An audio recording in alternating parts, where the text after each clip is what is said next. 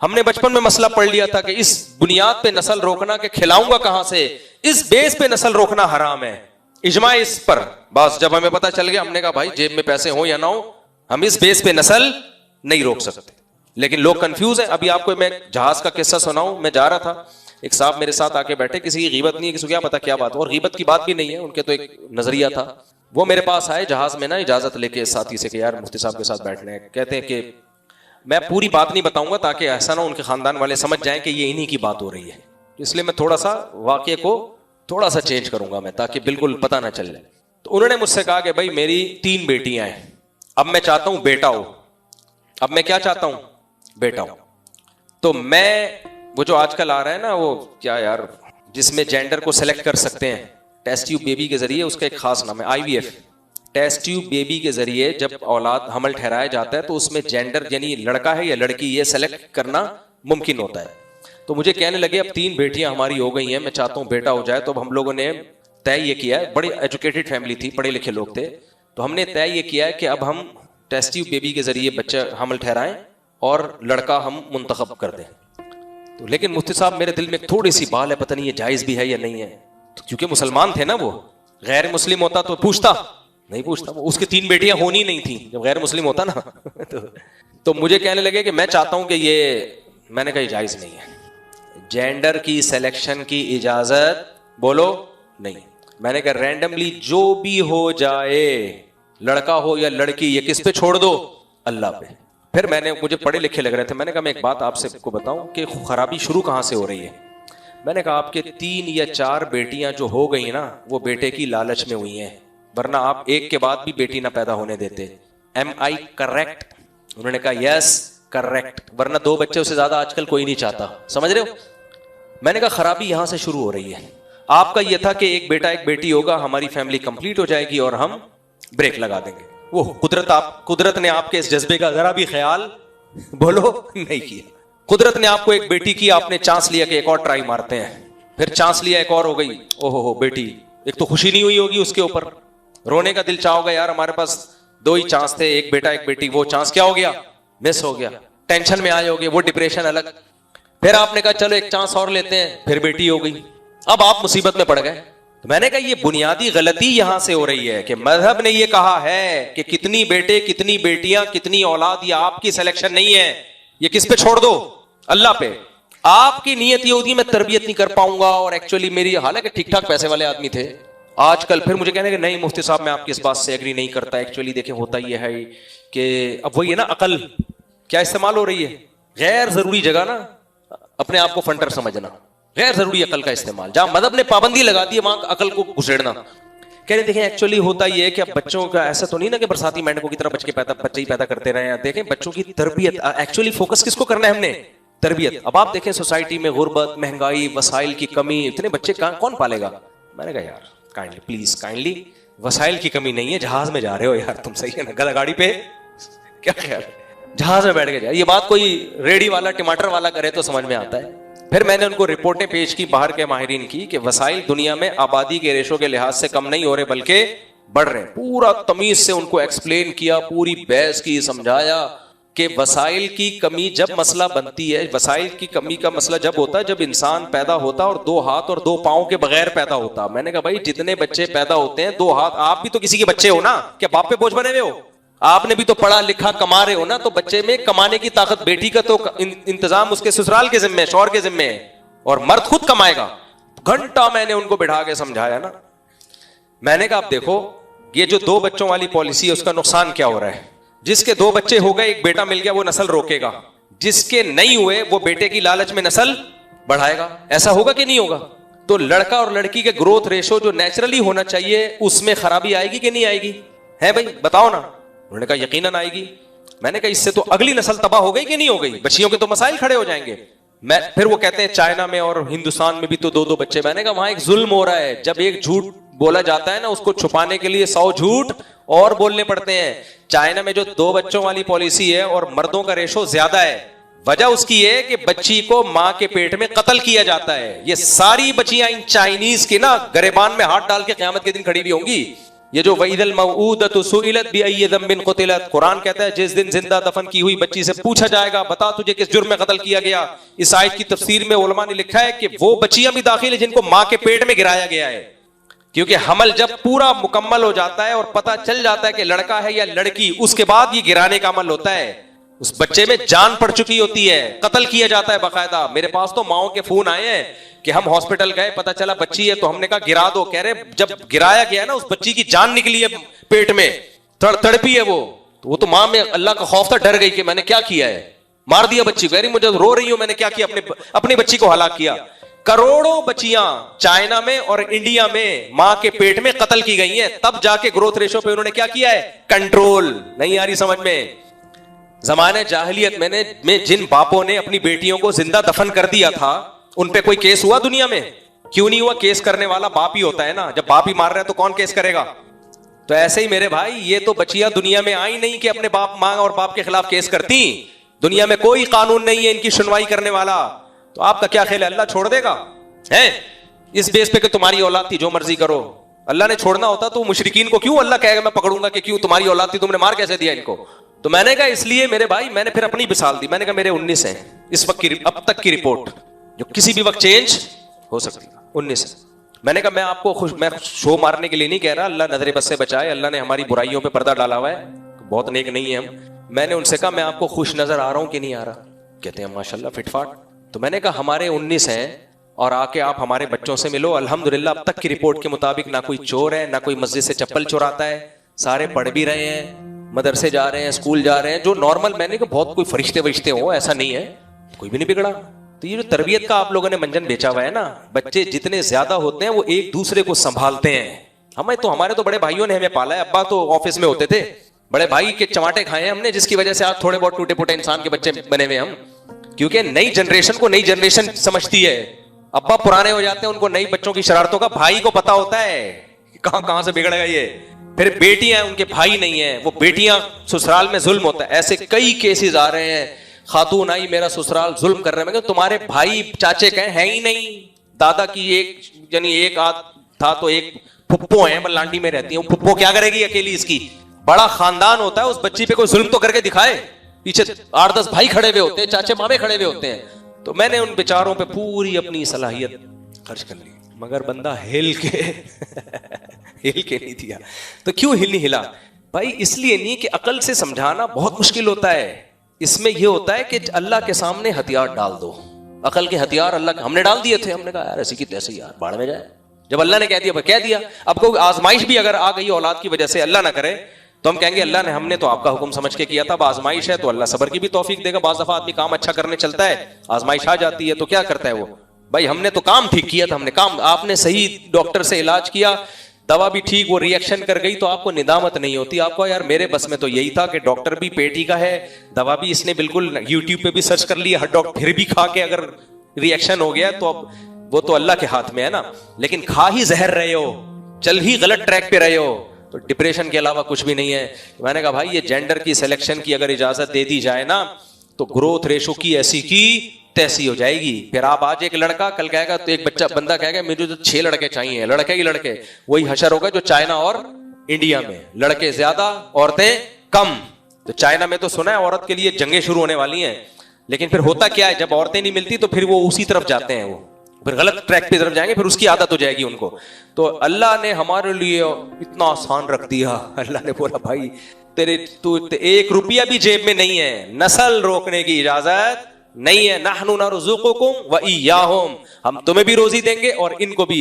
उन्होंने मुझे कहा कि अकल भी तो हमें इस्तेमाल करनी चाहिए। मैंने कहा अकल इस्तेमाल करनी चाहिए, लेकिन खुदा के खिलाफ नहीं इस्तेमाल करनी चाहिए। अकल यही कहती है कि खुदा की अकल हमारी अकलों से बड़ी है। और मैंने कहा अकल अगर सही इस्तेमाल करोगे ना, तो बच्चा पैदा होते ही माँ की छातियों में दूध आना इसकी अलामत है कि अल्लाह इसको पैदा करने में गाफिल नहीं है। सिस्टम अल्लाह ने बनाया हुआ है, पैदा होगा तो दूध आएगा, पैदा हुए बगैर नहीं आएगा। अब आप कहोगे यार उसके तो इतने बच्चे हो गए, उसके तो माँ के दूध आता रहा है, मैं तो अभी तक दूध ही नहीं आया, तो मैं बच्चे कैसे पैदा करूं? अबे पैदा करेगा तो आएगा ना। तो बच्चा पैदा होगा तो तुम्हें अल्लाह गुंजाइश देगा माली, ताकि इसके खर्चे उठाओ। नहीं होगा तो ऐसे ही घूमते रहो। जैसे मैंने देखा हमारे क्लास फेलो जो कमा रहे थे कि पैसे ही नहीं है, अब तक पैसे ही नहीं है। लोगों की शादियां भी हो गई, बच्चे भी हो गए, बच्चे बड़े भी हो गए, उनके बच्चों के बच्चे हो गए, खाते पीते चले गए दुनिया से। इनके पास अब तक की रिपोर्ट के मुताबिक पैसे ही नहीं आए।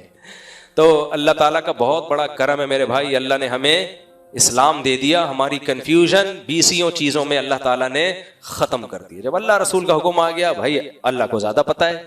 जैसे डॉक्टर के पास इल्म होता है, हमारे पास कम इल्म है, तो डॉक्टर जो दवा देते अब क्या उसमें रिसर्च करेगा कि ये पैराडोल खाऊं कि नहीं खाऊं, क्या यार अच्छे डॉक्टर ने दे दी बस चुप करके खा लेता है आदमी। तो हमें अल्लाह से ज्यादा किस पे एतमाद हो सकता है। तो मजहब आपकी बहुत सारी कंफ्यूजन को दूर कर देता है, इसलिए हम सुकून में, गैर मुस्लिम सुकून में नहीं है, वो टेंशन में ठोकरे मार रहा है। तभी तो कुरान ने कहा है कि हैरान सरगर्दान घूमते हैं वादियों में, पता ही नहीं चलता सही क्या है गलत क्या है, सारी जिंदगी इसी में गुजर जाती है उनकी। तो खुलासा बस बयान को मैं समेटता हूं, यही निकला कि अल्लाह ताला को हमारी बॉडी से कोई लेना देना नहीं है। अल्लाह ताला हमारे इल्म और हमारे अमल को देखता है। और वो जो मैंने आयत पढ़ी थी इहदिनस सिरातल मुस्तकीम, उसमें यही है कि कुछ लोगों के पास इल्म है मगर अमल नहीं है, जो यहूद है। अल्लाह ने कहा कि दुआ मांगो अल्लाह इनके रास्ते पे भी ना चलाना। और कुछ के पास इल्म ही नहीं है, वो ईसाई हैं, कि इनके रास्ते पे भी मत चलो। तो रास्ता वो हो कि सही इल्म हो और उसके मुताबिक अमल भी। तो मेरे भाई, मेरे और आपके पास खुदाई तालीमात के अलावा कोई ऑप्शन है ही नहीं कि खुदा हमें बताए कि सही क्या है और गलत क्या है, पाक क्या है और नापाक क्या। अगर खुदा के सामने हथियार नहीं डाले तो मैं आपको बता दूं, कल इन लोगों ने, जैसे इन्होंने मर्दों से शादी को लीगल किया है ना, जब ये सेकुलरिज्म बढ़ेगा, ये बहन से निकाह को भी अल्लाह माफ फरमाए, ये बोलते हुए भी गैरत आती है इंसान को, इस अमल को भी इन्होंने आइंदा 20-30 सालों में लीगल कर देना है। लीगल का, और रशिया में तो हुआ है ये, जब सोवियत यूनियन अपने उरूज पर था। कोई ऑथेंटिक रिपोर्ट नहीं है, लेकिन बहुत से लोगों से हमने सुना है। लेकिन अगर कोर्ट में लीगल ना भी किया हो तो लोगों की निजी जिंदगी में होने लगा था ये। तो इसलिए आपके पास अल्लाह के अलावा कोई ऑप्शन, देखो हमें इस्लाम ने कितनी बड़ी बड़ी टेंशनों से बचा लिया। मैं एक दिन दोस्तों के साथ बैठा था, मैं कहता था यार हम पर इस्लाम के इतने ज्यादा एहसानात हैं कि अगर इस्लाम हमें गाइड ना करता और हम अल्लाह रसूल के सामने अपनी अकल को ना पेश कर देते कि आप जो कहेंगे वो सही है, हमारी अकल गलती कर सकती है, अगर हम ये तस्लीम ना करते तो हम खुद अकल से जब फैसला कर रहे होते, कितनी कंफ्यूज्ड लाइफ होती हमारी। अभी तो हमें इस्लाम फ्री फोकट में मिल गया ना, इसलिए हमें अंदाजा नहीं है, हमें नहीं पता चलता कि दाढ़ी रखनी है कि नहीं रखनी। पता चलता हमें बहुत मुश्किल होती। हमें नहीं पता चलता कि जिना अच्छी चीज है बुरी चीज है। क्या ख्याल है, जो शादी कर रहे होते वो पछता रहे होते, क्या व्हाट ये क्या हो गया है भाई। हमें नहीं पता चलता अब्बा अम्मा के पांव दबाने हैं कि नहीं दबाने। भाई हो सकता है मैंने ऐसे सेकुलर लोग इसी सोसाइटी में देखे, बाप ने डांटा तो बाप को खींच के चमाट लगा दिया, बाप ने डांटा तो बेटे ने क्या कर दिया। मेरे वालिद साहब ने वाकया सुनाया, ऑफिसर का बेटा था, बाप ने बेटे को डांटा, बेटे ने खींच के बाप को चमाट लगा दिया। बाप रो पड़ा और कहा बेटा मेरा तुझ पर हक है, तू मेरी औलाद है, मेरे तुझ पर एहसान है, मुझसे अल्लाह ने तुझे पैदा किया। तो जवाब पता है क्या देता है, आपने शादी अपने मजे के लिए की थी, मुझे पैदा करने के लिए बोलो नहीं की थी। कुछ दलील से जवाब दे सकते हो उसका? नहीं यार मेरा ख्याल है बात, दलील तो भाई उसने भी दी है, आपने शादी मुझे पैदा करने के, वो तो इत्तेफाक से मैं हो गया। तो एक साइंसी अमल है। फौरन कोई बायोलॉजी की किताब निकाल के ले आएगा, देखो इस किताब के सफ़े पर लिखा हुआ है कि इंसान में जब बालिग होता है तो उसमें औरत की तरफ रग़बत पैदा होती है। साइंसदान ये कहते हैं। तो आप भी जब बालिग हुए तो आप में भी अट्रैक्शन हुई थी, तो आपने हमारी अम्मा से शादी कर ली थी, उसके नतीजे में फिर साइंस ये कहती है जब ये अमल होगा तो बच्चा तो खुद बहुत मार्केट में आएगा। तो आप थोड़ी लाए और मैं खुद बहुत पैदा हो गया। और जब पैदा होता है तो नेचुरली कुदरत ने मोहब्बत शोहब्बत रखी हुई है, इंसान पाल लेता है। तो इसी सिलसिले में मैं भी पल गया। अब जितने राइट आपके हैं उतने राइट किसके हैं? मेरे हैं। दूसरी बात, वो ये भी कह सकता है ना करते पैदा, मैंने थोड़ी कहा था मुझे पैदा करो। मैं बच्चों को बदतमीज नहीं बना रहा, मैं बता ऐसा ना अपने अब्बा को यही दलाइल देना शुरू कर दो, अब्बा आज हमें पता चला कि आपका तो कोई एहसान नहीं था, हम तो नेचुरली इत्तेफाक से पैदा हो गए हैं। और जब हो ही जाता है तो पल भी जाता है, ये तो एक नेचुरल अमल है। तो जब कोई आगे से बहस करना शुरू कर दे औलाद में आपके सामने और ये दलाइल देना शुरू करे और आखिर में आके आपकी आंखों में आके डाल के बात करे कि जितने राइट्स आपके उतने ही मेरे हैं, आप मुझसे नजर नीची करके तमीज से बात करोगे तो तमीज से रहूंगा, जैसे मैं जमशेद के साथ रहता हूं। थोड़ी सी आंखें दिखाई तो मैं आंखें निकाल दूंगा। दलाइल से मेरे भाई आप उसका मुकाबला बोलो, बोलते क्यों नहीं कर सकते। हर बात का उसके पास जवाब है, हर बात का जवाब है। बदतमीज औलादें इसी तरह तो हर बात का, इस तरह अल्लाह माफ फरमाए जो खवातीन बदतमीज होती हैं, जो होती नहीं आमतौर पे लेकिन जो होती हैं उनकी बात कर रहा हूं, वो शौहरों को यही जवाब देती हैं, जमशेद तुम कौन होते हो मुझे ये कहने वाले? जमशेद तुमने जो मुझे कहा कि ये करो, तुम कौन होते हो? ये आजकल सेकुलर लिबरल आंटियां अपने मियाओं को इस स्टाइल में जवाब देती है ना कि नहीं देती हो। Faraz shut up. मैंने वाकया सुनाया था ना, मैं एक जगह गया तो हमारे पड़ोस में एक साहब थे, फराज नाम था उनका। मेरे घर वालों ने बताया कि इनकी बेगम बड़ी बदतमीज है, और जब इनकी शादी हुई थी तो ये बड़े मॉडर्न थे। इन्होंने अपनी बेगम को ये बात समझाई कि मैं मौलवी नहीं हूं, दकियानूस आदमी नहीं हूं। पूरी बात तो मुझे याद नहीं, उनके अल्फाज को मैं उनके मफहूम को मैं अपने अल्फाज में बयान कर रहा हूं। इसी तरह ही सिखाया जाता है। मैं ये नहीं हूं कि बेगम जो है अदब तमीज के साथ हमारी परंपरा, ना ना ना, देखो we are just a friend, like a friend, और तुम मेरा नाम लिया करो। बहुत से खानदानों में शोहरों का नाम लिया जाता है ना, मुन्ने के अब्बा कहा जाता है या ये आए थे। तो एक तो मेरा नाम फराज है, फराज फराज इधर आओ, सही ना, ये स्टाइल में बात। हम दोनों जस्ट क्या है, फ्रेंड है। भाई मजहब कहता है कि फ्रेंड है, लेकिन थोड़ा सा शोहर का एहतराम क्या है, ज्यादा है। थोड़ा सा थोड़ी सी तमीज पैदा कर लो। ये तुम्हारे हस्बैंड ने, सरबरा भी है तुम्हारा, एक उर्दू में इसको आजकल मजाजी खुदा भी कहा जाता है। वो इस पे कुछ उलमा को इश्काल है, ये नहीं कहना चाहिए। बहरहाल मैं उस बहस में नहीं जाता। हदीस में आता है किसी को सर्दे का हुक्म होता तो औरत को हुक्म होता किसको सर्दा करे, शोहर को। इतना बड़ा मकाम, आली मकाम। भाई को बहुत हंसी आ रही, कह रहे काश ऐसा होता, तो इसलिए उनको हंसी आ रही है। तो अब मजहब ने तो औरत को यह सिखा दिया कि भाई सरबरा है, इज्जत माब है। लेकिन जो सेकुलर लोग हैं वो मेरे घर वालों ने बताया कि इनकी जब शादी हुई थी तो शौहर ने पहली रात को इसको बोल दिया कि नाम लेके बात करोगी, और बिल्कुल हम दोनों जस्ट एक फ्रेंड की तरह रहेंगे। तो मेरे घर वाले मुझे बता रहे थे कि कितना बड़ा दिल है शौहर का ना, इतना। तो मुझे आवाज आई शट अप फराज, पड़ोसियों से। मैंने कहा जस्ट अ फ्रेंड, ठीक है ना, फ्रेंडशिप इसी को कहते हैं। फराज साहब चुप। फराज में ये दम नहीं है कि वो बेगम को बोलते शट अप, ना ना ना ना। अगर फराज ने ये कह दिया, फराज मार्केट से शॉट।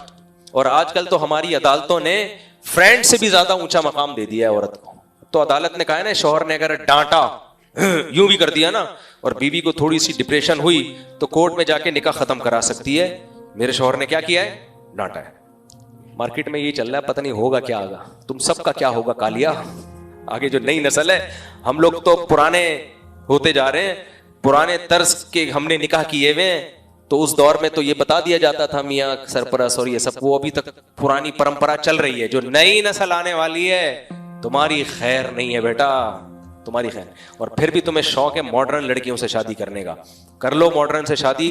4 दिन में तुम्हारा सर गंजा करके ना, तुम्हारे बाल तुम्हारे हाथ में पकड़ा देगी। सही है।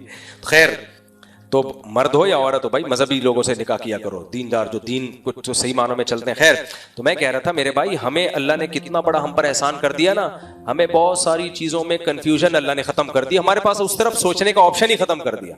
मैं साथियों से को ये वाक्य बता रहा था ना भाई, हम अगर अल्लाह ना करे मजहब को ना मानते सुपीरियर, अमल में तो कोताही हो जाती है, लेकिन अगर हम में अमल में भी कोताही होगी, हमें कम से कम ये तो पता होगा ना गलत है। काफिर को तो ये भी नहीं पता होता ये जो अमल मैं कर रहा हूं सही कर रहा हूं गलत कर रहा हूं, ये भी नहीं पता होता उसको। वो उसी कंफ्यूजन में शराब को भी, जिना को भी, माँ बाप को ओल्ड हाउस में भी, सारे खानदान निजाम की ऐसी की तैसी।